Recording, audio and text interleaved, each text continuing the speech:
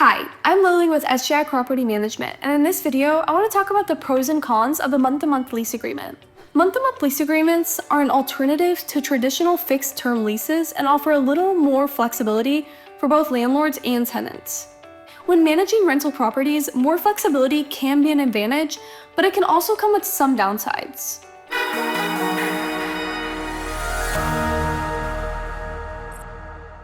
A month-to-month lease agreement is an agreement that automatically renews each month, unless either party gives 30 days notice to terminate. Instead of committing to a full year, the lease just renews every month. This can be helpful in certain situations, but it's important to weigh your options and objectives for your property.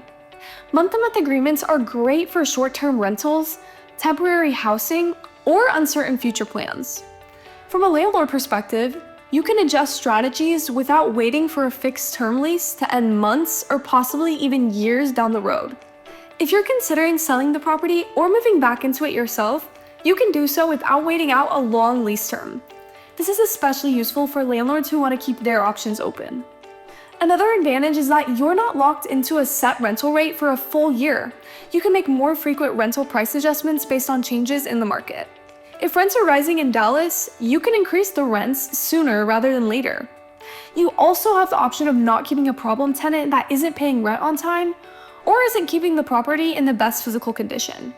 After providing the required notice, you can end the lease and find a new tenant without having to endure months of frustration. You can also attract different types of tenants such as students, traveling professionals, or people in transitional phases who prefer to not be locked into a long lease. Now, one challenge with month-to-month leases is they can lead to more frequent vacancies. If you're constantly searching for tenants and dealing with turnover, it can be very frustrating. That's where a property management company can help. At SGI Property Management, we specialize in reducing vacancies and handling the day-to-day management so that you don't have to. So, what are the cons of a month-to-month agreement? One downside is the unpredictability of rental income. Since tenants can leave with just a 30-day notice, you might find yourself scrambling to fill the vacancy quickly. This can create gaps in your rental income due to more vacancy time. You'll have to spend more time marketing the property, screening new tenants, and dealing with logistics of move-ins and move-outs.